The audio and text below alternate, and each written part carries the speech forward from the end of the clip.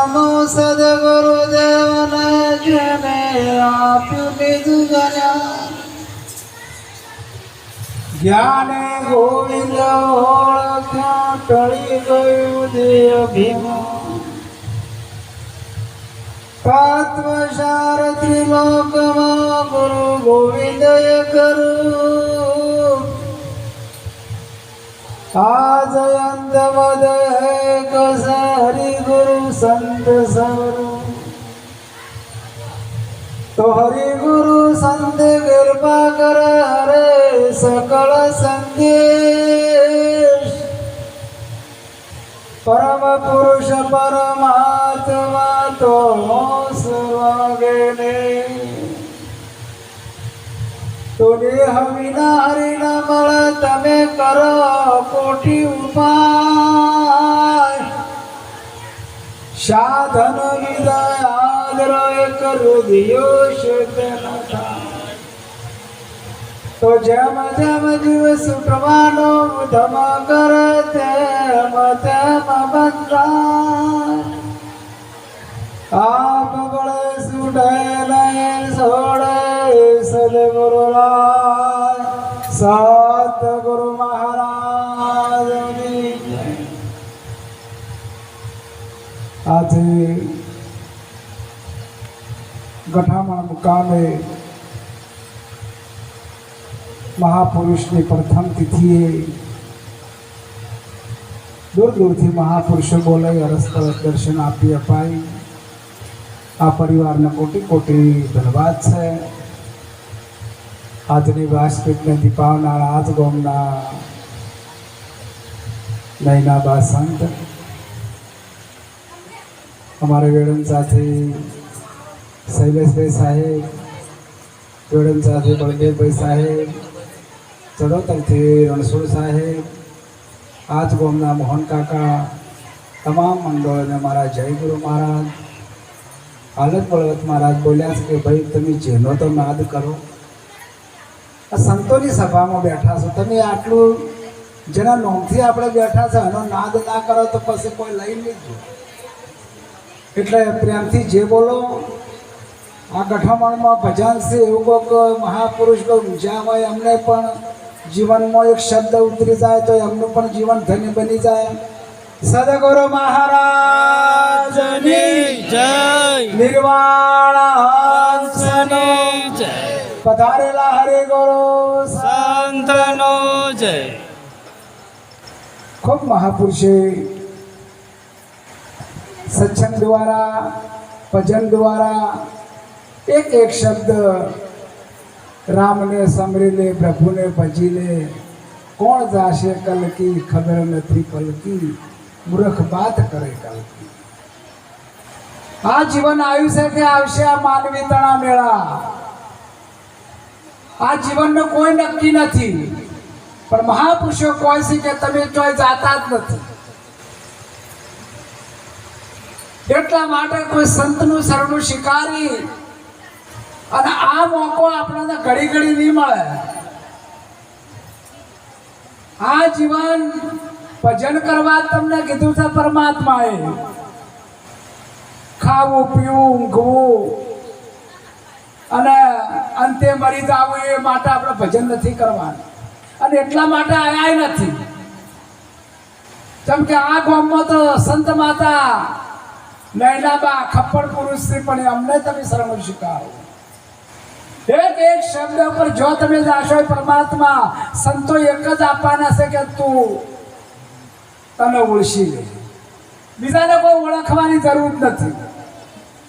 પણ કહેવાનો ભવારત કે આપણને આ જીવન મળ્યું છે, આ જીવન વ્યસનોથી મુક્ત નહીં કરવાનું। આ જીવન આમ સંતો કહે છે કે આ કંચન વરની કાયા છે, અને આ જીવન જો તમે વેરખી નાખશો તો ફેર એનો ઉધાર આવશે। એટલા માટે મહાપુરુષે કીધું કે લખ 84 ગણો ફરી આવ્યો, ઘેર ઘેર પશુ અવતારો, સ્વર્ગે ગયા પાસા આયા, નારદ સુખદેવ પ્યારો, દાતા મેરો આયેલો જલમ સુતારો।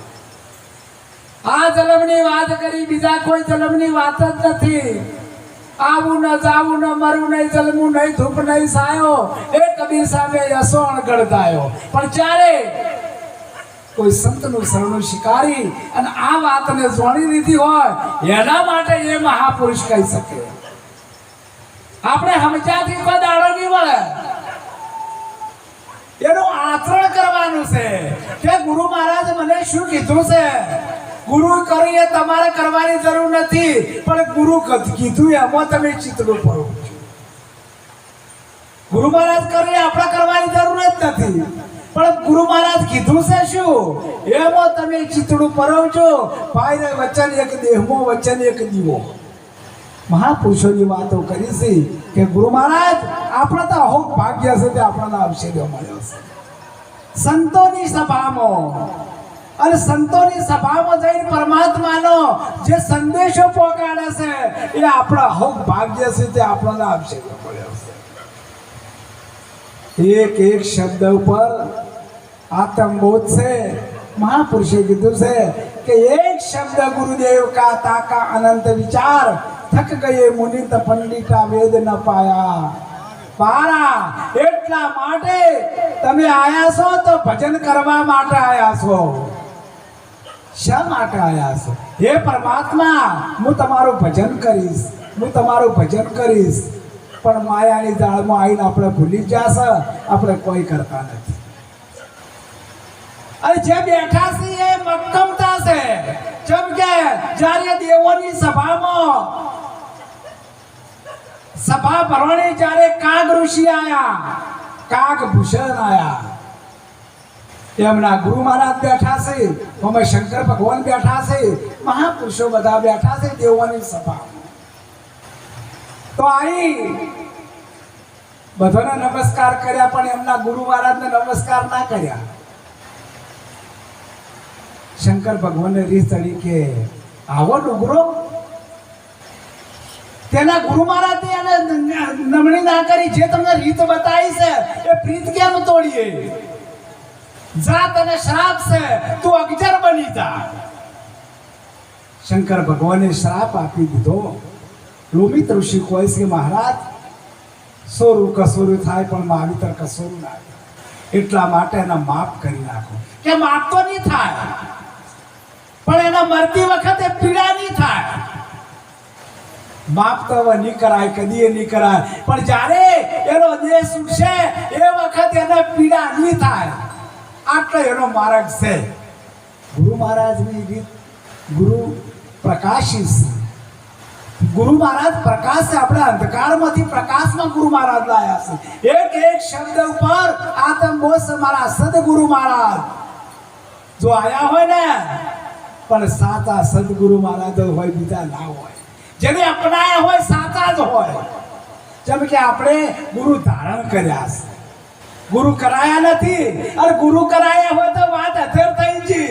જેને ગુરુ ધારણ કર્યા છે એની મહાપુરુષે વાત કરી છે.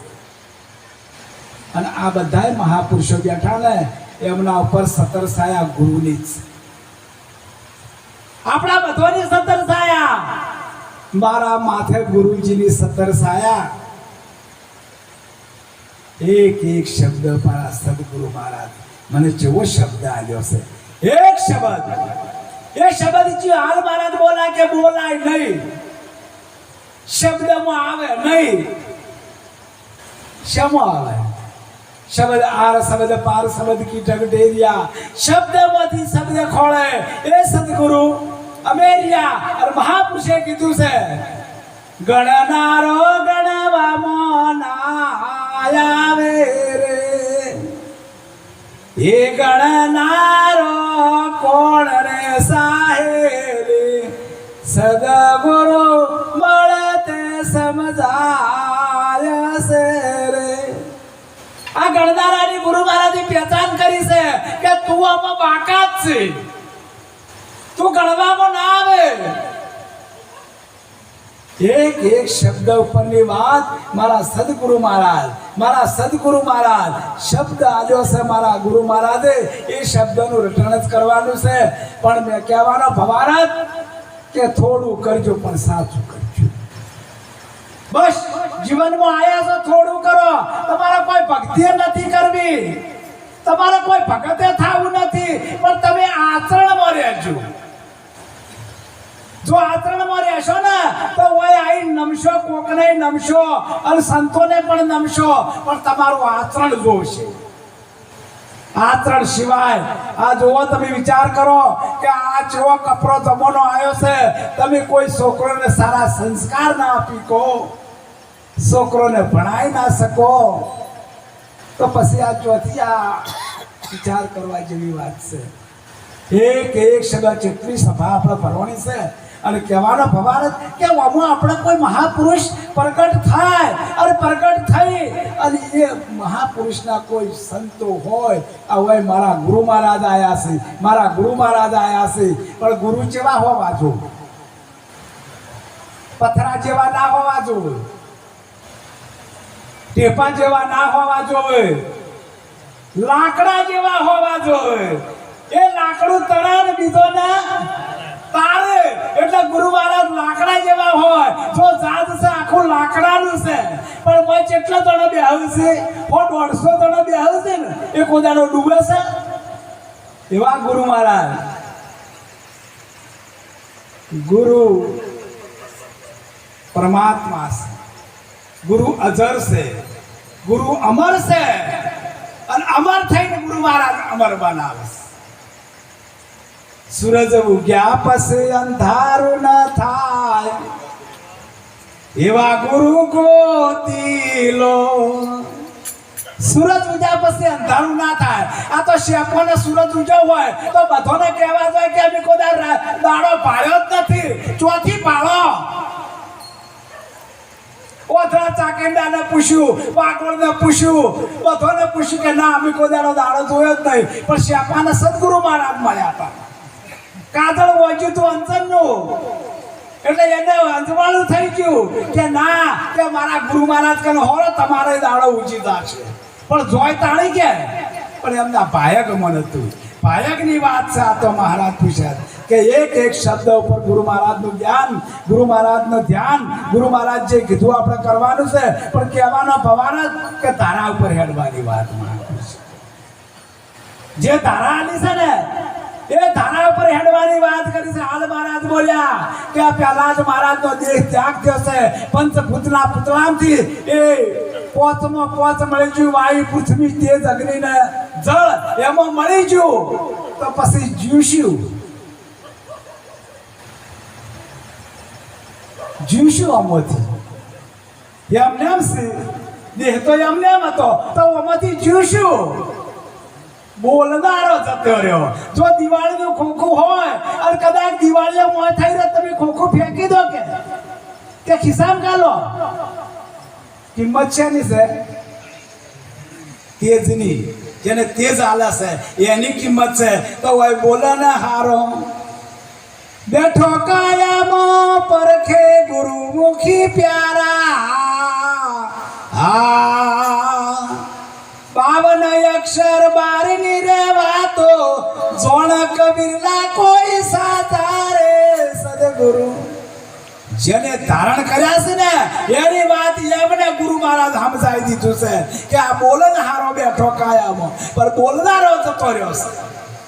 તો કિંમત છે ની છે બોલનારાની છે. આ બોલી રહ્યા છે, પ્રગટ બોલી રહ્યા છે મહાપુરુષો બધા. પણ કહેવાનો ભવારત કે એક શબ્દ ગુરુ મહારાજનું ધ્યાન, ગુરુ મહારાજનું જ્ઞાન. પાનબાઈ બોલ્યો માન મૂચીને આવો મેદાનમાં જોણી લો જીવની જાત. અજાતી વિજાતીની જુગતી બતાવું, બીવે પાડી દઉં બીજી.